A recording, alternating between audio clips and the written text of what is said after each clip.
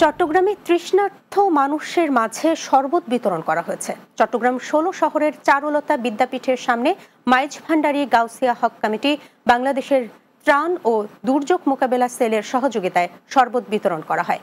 শাহিন শাহ হজরত সৈয়দ জিয়াউল হক মাইজভান্ডারী ট্রাস্টের ট্রাস্টি হজরত সৈয়দ মোহাম্মদ হাসান মাইজভান্ডারীর নির্দেশনায় মানব সেবায় প্রধান অতিথি ছিলেন মাইজভান্ডারী গাউসিয়া হক কমিটি বাংলাদেশ সূর্যগিরি আশ্রম শাখার সভাপতি টিটু চৌধুরী।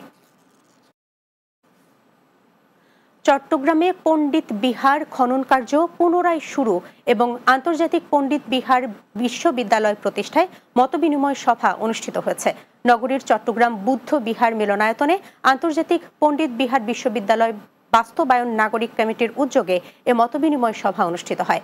কমিটির আহ্বায়ক অধ্যাপক ডক্টর জিন বৌথি ভিক্ষুর সভাপতিত্বে সভায় উপস্থিত ছিলেন প্রজ্ঞাপাল মহাস্থবির, প্রফেসর ডক্টর অর্থদোষী বড়ুয়া, ডাক্তার তনয় রঞ্জন বড়ুয়া, বৌদিপাল বড়ুয়া, প্রকৌশলী প্রমথ বড়ুয়া, অ্যাডভোকেট তুষার মুরশুদ্দি, তাপস হোড, সুশীল বড়ুয়া সহ আরো অনেকে।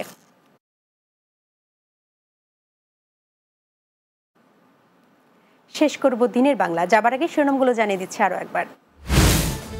চট্টগ্রাম বন্দর দেশের অর্থনীতির হৃৎপিণ্ড, এটিকে বিশ্বমানের উন্নীত করতে হবে বললেন প্রধান উপদেষ্টা। কালুরঘাট নতুন রেল সড়ক সেতুর ভিত্তিপ্রস্তর স্থাপন। যমুনা অভিমুখে জগন্নাথ বিশ্ববিদ্যালয় শিক্ষার্থীদের লং মার্চ, পুলিশের বাধায় ছত্রভঙ্গ। মৎস্য ভবন মোড়ে ব্যারিকেড ভাঙায় কাকরাইলে লাঠিচার্জ, টিয়ারশেল।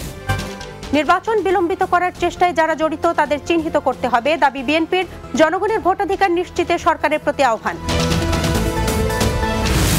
এবং জয়পুরহাটে মাঠে মাঠে ইরি বোরো ধান কাটার ধুম। চলতি মৌসুমে বাম্পার ফলনে খুশি কৃষকেরা, ধানের ন্যায্য দাম নিশ্চিতের দাবি। এই ছিল দিনের বাংলায়। আমাদের পরবর্তী সংবাদ রাত ৯টায় রাতের বাংলা দেখার আমন্ত্রণ রইল। এতক্ষণ সঙ্গে থাকার জন্য ধন্যবাদ সবাইকে।